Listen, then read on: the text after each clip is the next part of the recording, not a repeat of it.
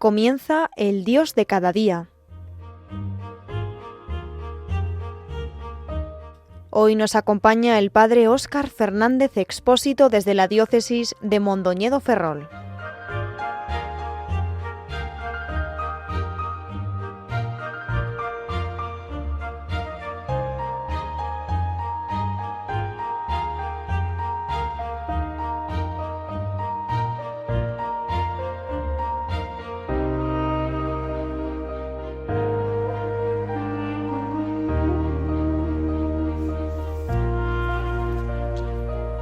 Muy buenos días y un saludo afectuoso a cuantos sintonizan en estos momentos Radio María.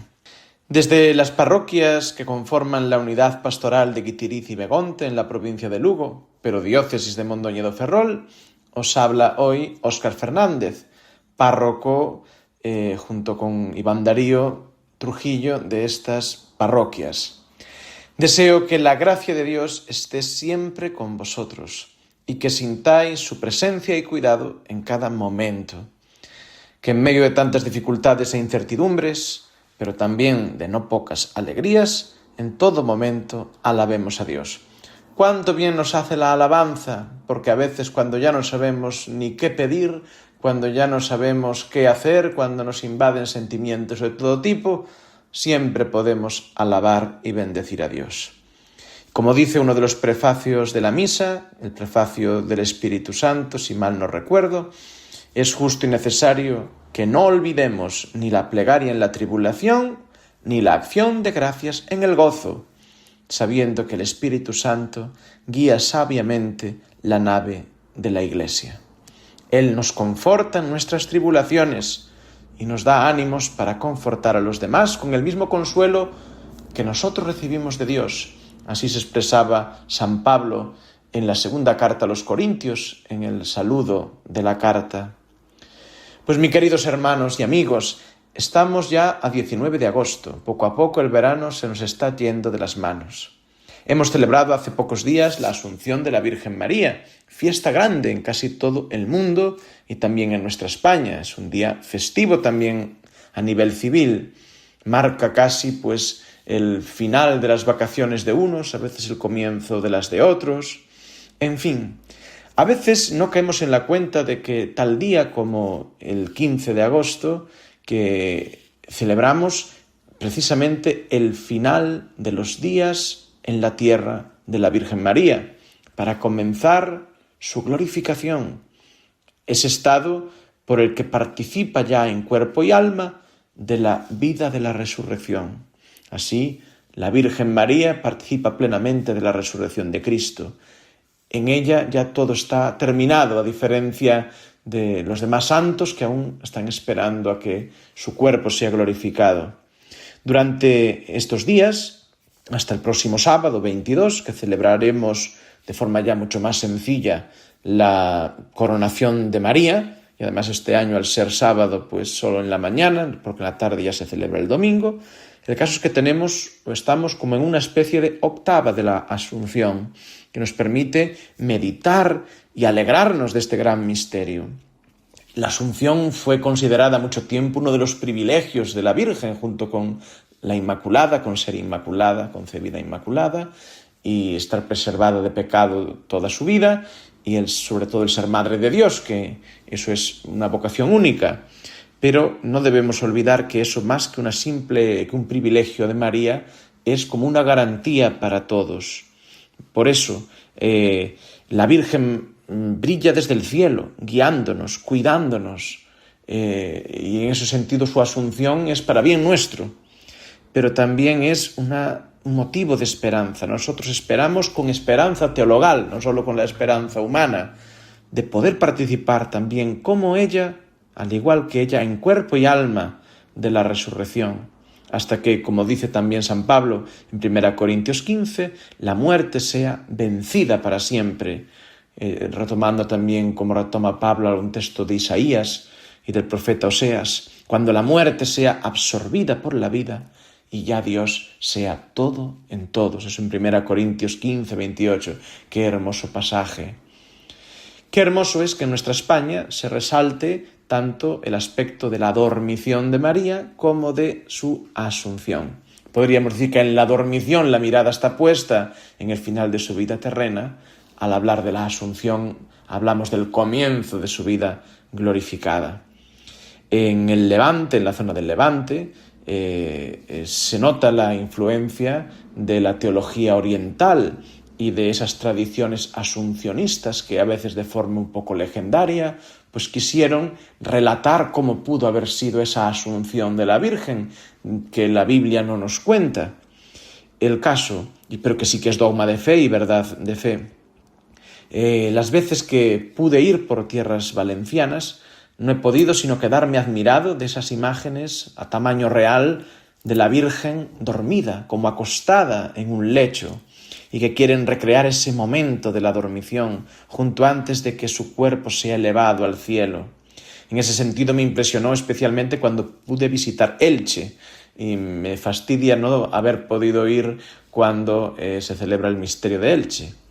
En todo caso, se busca representar como de forma dramática, en eso que llamaban los autos sacramentales, lo que algunas tradiciones orientales y algunos textos basados, por ejemplo, en Juan de Tesalónica, en narrar dramáticamente lo que serían esos últimos momentos de la vida eterna de la Virgen, en la que tendría lugar una reunión de los apóstoles que habían ido a predicar por el mundo adelante el Evangelio, reunidos de nuevo en torno a ella, su enterramiento, pero después el descubrimiento de su tumba vacía a semejanza de la de su hijo.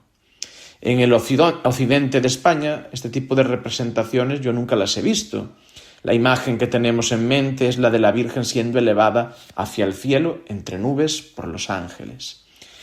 En este sentido me gustaría resaltar que la catedral de mi diócesis, la catedral de Mondoñedo, está dedicada a la Asunción de la Virgen.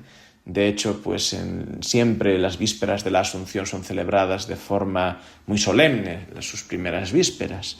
Y en el centro, en el altar mayor, en el retablo que está detrás del altar mayor, pues dedicado a la Asunción, aparecen, además de San Rosendo y de San Martín de Dumio y de otros santos locales, pues aparece la Virgen María en el misterio de la Asunción y cómo ella es recibida por el misterio de la Santísima Trinidad. Entonces, cuando uno se acerca al retablo de la Catedral de Mondoñedo, ve a la Virgen como subiendo, pero justo encima de ella están representadas las tres personas divinas. Entonces, María es introducida en el misterio de la Trinidad. Es algo hermosísimo, que nos habla también de lo que debe de ser nuestra vida, una vida pues que se va integrando poco a poco en la vida trinitaria, porque es una vida de comunión. Así de nuevo vemos cómo el misterio de María nos lleva siempre a tocar el misterio de Cristo y el misterio de Dios.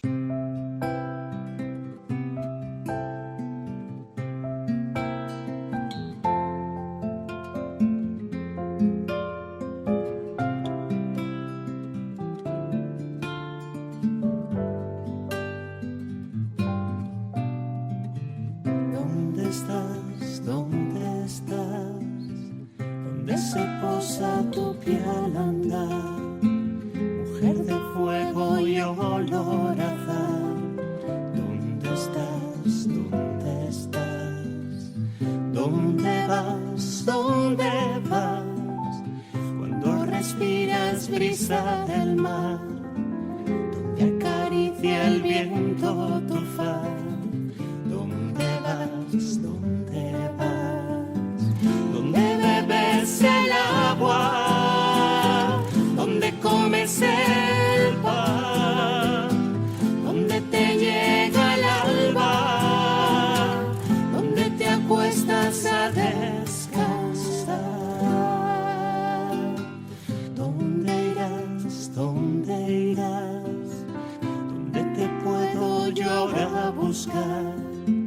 Tras de tu estera me has de llevar. ¿Dónde irás? ¿Dónde irás? ¿Dónde más? ¿Dónde más?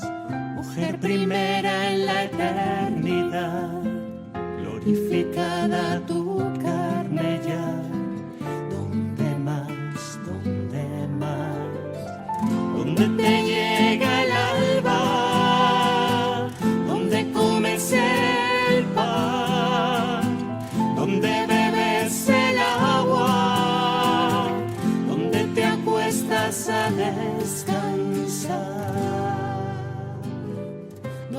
estás? ¿Dónde estás? Mujer de fuego y olor a azahar, asunta al cielo para rogar.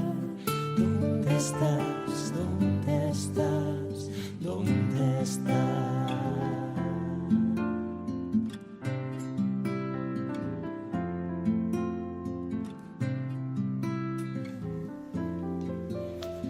También hoy es el 19 de agosto y no está de más recordar que tal día como hoy, en 1917, la Virgen se apareció a los pastorcitos de Fátima al no poder aparecerse el día 13 de agosto, puesto que los pastorcitos aquel año, en 1917, estaban arrestados por las autoridades civiles y amenazados para que dijesen que eso de las apariciones que estaban teniendo era una farsa y poder quitarse de en medio a tantas personas que estaban empezando a acudir en peregrinación a Cova de Iría.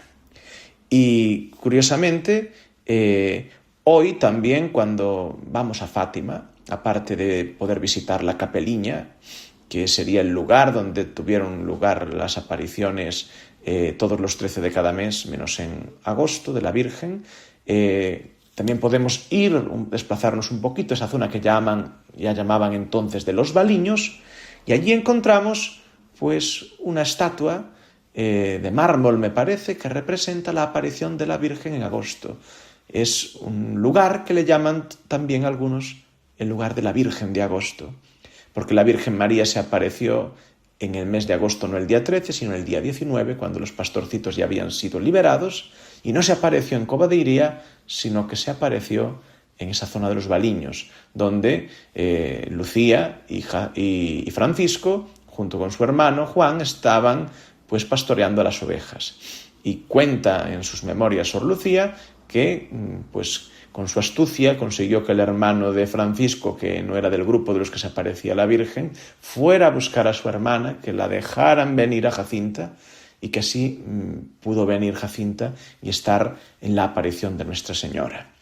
Esa aparición fue un poquito diferente de las otras. A mí me sorprende que el mensaje es muy breve. Es como para recordar lo que ya había dicho en otras apariciones, recordar la importancia de seguir rezando y ofrecer sacrificios por la salvación de las almas. También recordar la promesa de que habría un milagro para que todos creyeran, que sería en octubre, en la última de las apariciones. Porque, claro, estaba también la duda de por qué tantas resistencias a acoger el mensaje, que es una pregunta y una situación que nos puede pasar a todo el mundo en algún momento. Qué importante es que también tengamos mensajes, aunque no sean de este tipo sobrenatural, que nos recuerden la importancia de la perseverancia, del continuar, del no cansarnos. No siempre tenemos que hacer algo completamente novedoso. No siempre Dios cada día nos pide algo completamente diferente. A veces simplemente nos pide que sigamos perseverando en lo mismo, que tengamos paciencia y que nos recuerde que vendrá el momento en el que todo se aclarará. Cuentan que Jacinta cortó unas pocas ramitas de donde se habían posado los pies de la Virgen, y que esas ramitas después las llevó Jacinta, y cuando se encontró con su tía, que era incrédula, pues entonces le dio las ramitas, y que esas ramitas tenían un olor muy hermoso, un olor, podríamos decir, sobrenatural. Dicen que esas ramitas fueron guardadas y que como que desaparecieron hasta que volvieron a aparecer como reliquias cuando beatificaron a Jacinta y a Francisco en el año 2000, y que Sor Lucía pudo verlas y por lo visto exclamó: las debió esconder el tío Manolo. En definitiva, me gustaría resaltar, más allá de esto, que el mensaje de Fátima es impresionante. Yo creo que más que ningún otro de los que se hayan transmitido a través de lo que a veces llamamos o solemos llamar las apariciones de la Virgen, que pues es un fenómeno sobre todo del final del siglo XIX y del siglo XX, todavía hoy, aunque yo creo que ni siquiera en Medjugorje pues sucede un fenómeno que pueda superar lo que ha sido y sigue siendo Fátima, porque Fátima no es algo que esté terminado. Lo recordó Benedicto XVI. Están terminadas lo que serían las apariciones, pero no el valor de ese mensaje. A lo mejor superar no es tampoco la palabra, pero bueno. El mensaje de Fátima no es impresionante tanto por sus aspectos más apocalípticos, que son a veces los que más llaman la atención de primeras, que a veces asustan a unos y a otros parece que les produce cierto morbo, sobre todo cuando se trata de personas catastrofistas y que ven en Fátima pues un anuncio no ya solo del fin del mundo, sino de la supuesta corrupción de la Iglesia. El mensaje de Fátima es un mensaje hermosísimo, porque es un mensaje del amor y de la misericordia de Dios a un mundo herido y que se ha apartado de Dios, pero que se invita a volver. Es el mismo mensaje de los profetas, es el mismo mensaje de la Escritura. Y es un ejemplo de la acción del espíritu de profecía en la Iglesia en nuestro tiempo, y que además ha producido frutos de santidad, que esto es fundamental para distinguir lo que viene de Dios de lo que no. Es triste que el mensaje de Fátima sea a veces manipulado, a veces, sobre todo cuando se va más allá de lo que los videntes transmitieron y de lo que Sor Lucía contó, o cuando se duda de la autoridad de la misma Iglesia jerárquica a la hora de acoger el mensaje, publicarlo o interpretarlo. Quienes a veces hacen estos cuestionamientos quizás están más cerca del enemigo que dicen combatir que del Señor. Hace unos años el Carmelo de Coimbra publicó las Memorias de Sor Lucía en un libro que se titula Un camino bajo la mirada de María. No hacemos publicidad, pero yo os digo, es muy interesante este libro, porque además del relato de las apariciones, que es más conocido, que se difundió mucho, aquí se recogen otras cartas y escritos y además recuerdos de la hermana Lucía que no son tan conocidos. Y podemos decir que ayudan a contextualizar esas memorias de Fátima de Lucía. Y así podemos ir superando también muchas teorías de la conspiración que existen. Podemos descubrir mejor la profunda humanidad de esa pastorcita que tuvo que sufrir tanto después de las apariciones. Un gran poder conlleva una gran responsabilidad, le decía el tío Ben Spiderman. Pues vaya si aquí no un gran poder, sino ese gran don, esa gran misión de transmitir ese mensaje le supuso a Sor Lucía incomprensiones, le supuso tener que salir muy jovencita de su casa para protegerse de curiosos, de devotos que a veces pues, podían rozar el fanatismo, de personas malintencionadas también. Le llevó a tener que estar en una congregación donde ella no se sentía del todo a gusto, pero de venir a Galicia también, donde recibió unas apariciones de la Virgen, incluso el misterio de la Trinidad, descubierto un poco a ella, y cómo María está asociada pues, a ese misterio. Y después, pues al final, hasta llegar al Carmelo, donde tuvo una vida sencilla. Parece que Sor Lucía superó tantas cosas con su profundo sentido del humor y con su profunda humanidad. ¡Qué grande! Hace un par de años pude entrevistar en este programa, y os animo a que, si queréis, lo busquéis en el podcast de Radio María, pude entrevistar al sacerdote y teólogo de Burgos, Eloy Bueno de la Fuente. Él había sido invitado a Roma al sínodo, porque era uno de los teólogos peritos invitados. Pero don Eloy es también uno de los postuladores de la causa de beatificación de Sor Lucía. Él no podía contar muchos detalles porque esas causas pues, se guardan mucho bajo secreto, pero él también descubrió y redescubrió el mensaje de Fátima. También pasó de un cierto escepticismo a darse cuenta de que el mensaje de Fátima es real y es impresionante. Él siempre define que todo el mensaje de Fátima se puede resumir como un mensaje sobre la misericordia de Dios y el triunfo de su amor en los dramas de la historia. La misericordia de Dios y el triunfo de su amor en los dramas de la historia. Así tituló su libro sobre Fátima, muy interesante, que además aporta la visión de un teólogo sobre esta cuestión, sobre este fenómeno, y además saca a la luz los aspectos trinitarios, cristológicos y eclesiológicos que están presentes en el mensaje de Fátima, pero que a veces quedan un poco desdibujados detrás de esos aspectos más apocalípticos o de esos detalles más apocalípticos, olvidando que Fátima sobre todo nos habla del misterio del Dios Trinidad, nos habla de Cristo Redentor, nos habla de cómo María se asocia a ese misterio y nos habla de cómo es la Iglesia y nos habla de la Iglesia. A veces los árboles nos impiden ver el bosque y ya como le pasaba a Jesús cuando contaba parábolas, mucha gente se queda en lo exterior sin ir hacia la realidad profunda hacia la que estas parábolas apuntan, hacia el misterio del reino. Dicho esto, yo quería decir que el mensaje de Fátima y sobre todo la advocación de la Virgen de Fátima se ha extendido por el mundo de una forma impresionante.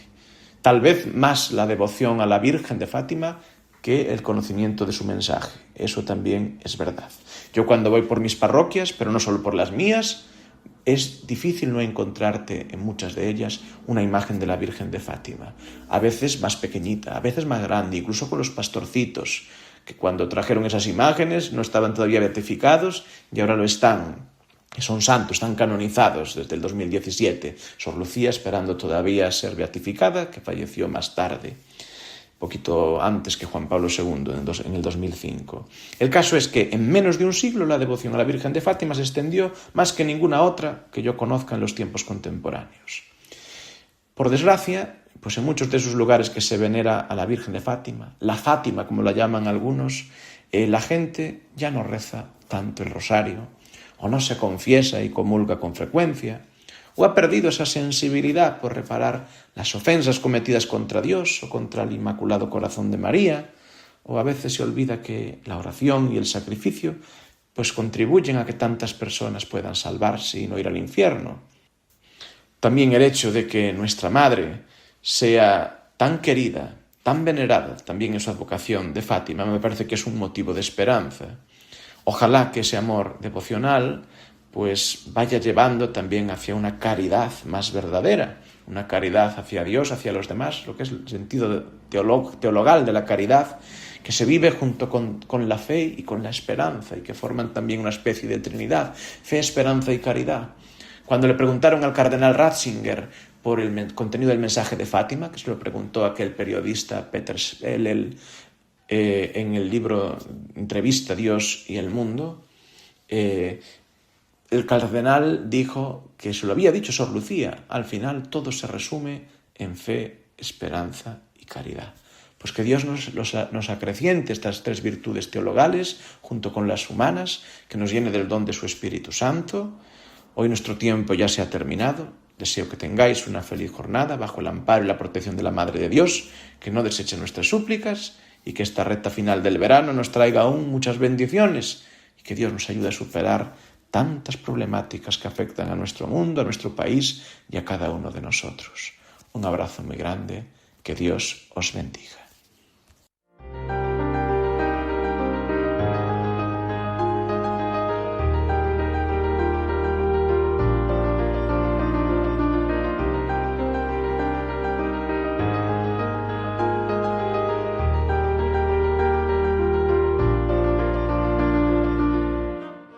Así finaliza el Dios de cada día. Hoy nos ha acompañado el padre Óscar Fernández Expósito desde la diócesis de Mondoñedo Ferrol.